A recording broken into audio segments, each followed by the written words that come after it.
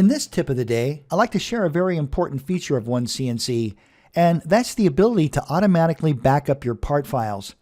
Now, this is a very powerful feature, and a lot of times it's overlooked. So first of all, let me show you how to configure the automatic backup. Just take your cursor to the upper left-hand corner, select File. From there, select OneCNC Properties. Now, in the first tab, the General tab, you're going to notice an area here called Autosave. By default, Use Auto Backup Archive is already activated, and it's set to every 25 minutes. So every 25 minutes, OneCNC is making a backup of the part. Now, I'm going to just click Cancel here. Let me show you how to retrieve the parts. Let's head up to File again, but this time let's select File Backup Archive. The archive is going to show you a list of all the parts that have been saved. Now I want to point out something very important. Even though we have a list of all these files that have been saved, these are not physical files that are taking up room on your hard disk. Think of these as a reference, just a reference of the part as opposed to the part actually being saved on your computer. However, if you want to retrieve one of these parts, we can do that by double-clicking. OneCNC is going to give us the ability to save the part file to the hard disk now. I'm going to do that. I'm going to click Save. Once I click Save, the part's going to load up. All right, so now this is a physical file that's saved on your hard disk, and it's no longer just a reference.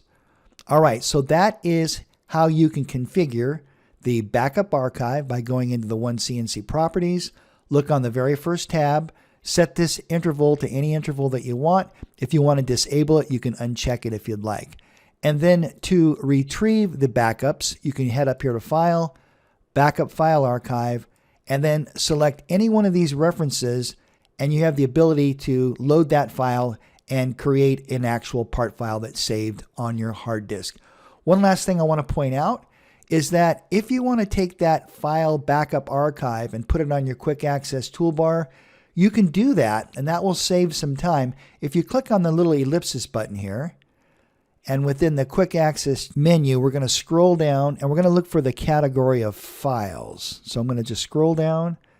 There we go. There's file category. And at the very bottom of that, just click Backup File Archive. At this point, you can assign a hotkey to this or a combination of hotkeys, or you can place it on the quick access toolbar by just clicking this little right arrow button.